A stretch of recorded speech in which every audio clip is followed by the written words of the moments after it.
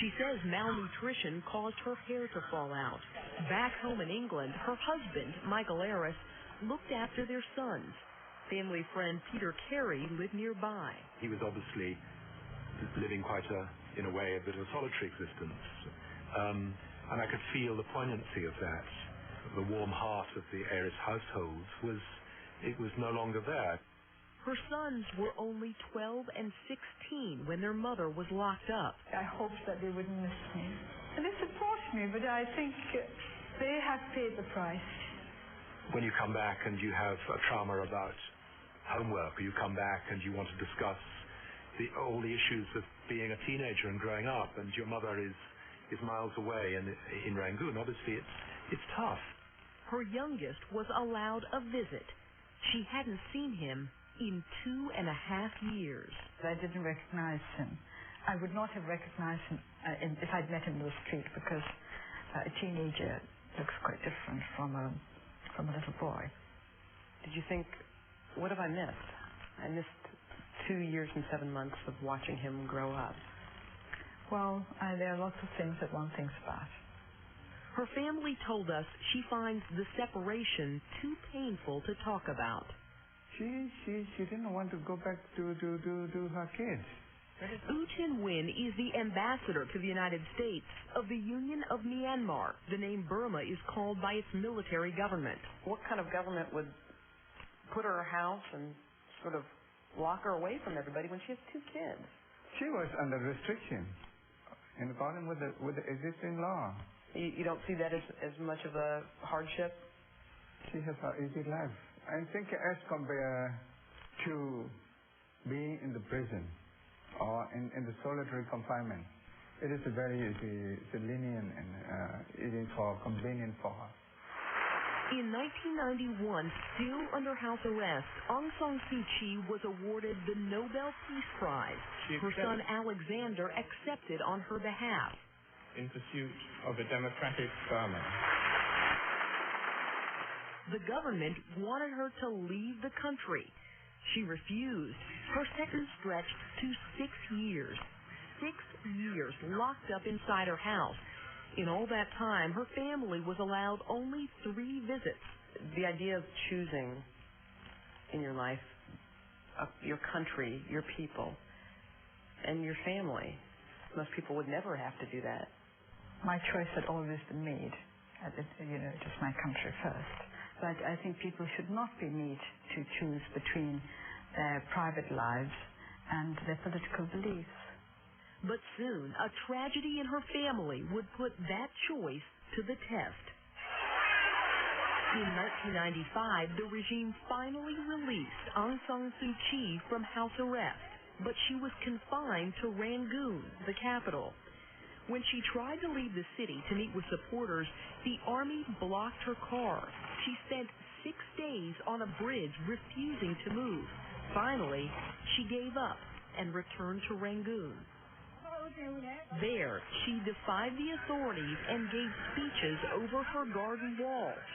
Rain or shine, her supporters came. And some of them came with little bags with a change of clothes in case they were taken away to prison. They were always under the watchful eye of the military intelligence. It was a war of nerves, her very presence a thorn in the side of the regime. Then, last year, tragedy struck. Her husband, Michael Aris, was diagnosed with prostate cancer. Family friend Peter Carey says the years of separation had taken their toll. He was very, very drained and tired by the burdens which he bore, and he bore it with great fortitude. Michael Aris was dying. He applied for a visa to Burma. His family says he wanted to die in the arms of his wife. His visa was denied. Instead, the military regime encouraged Aung San Suu Kyi to fly to her husband's side. The regime took this as an opportunity for trying to get me out of the country. Everybody knows that once they got me out of the country, they wouldn't have allowed me to come back in again. A wrenching dilemma, one she had eerily predicted in a letter to Michael Aris even before they married. I only ask one thing, that should my people need me, you would help me to do my duty by them. Sometimes I am beset by fears that circumstance might tear us apart just when we are so happy in each other. It seems as if you always knew, somewhere inside you, you knew that this day might come. I've been brought up by my mother with a very strong sense of duty towards my people and my country. So I was always aware of that. She never saw her husband again. Michael Eris died on March 27, 1999. His widow said, "I have been so fortunate to have such a wonderful husband. Nothing can take that away from me." She had made a heartbreaking choice in the name of democracy. Burma will be free, and Sue will be the president of Burma. In 1992, you talk about democracy. In 1994, you talk about the fight for democracy. In 96, the fight for democracy. It's the year 2000. Do you feel fed up? Democracy is not perfect, and I think you have to keep working at it. So unless my lifetime is unexpectedly short, I certainly will see democracy come to Burma. Do you ever see a day when Aung San Suu Kyi would be the leader of your country? I don't think so. I don't think so. What do you think of her? She's just a housewife. Just a housewife? Just a housewife. Nothing more than that. A housewife, maybe, but one with a Nobel Peace Prize who's commanding the world's attention.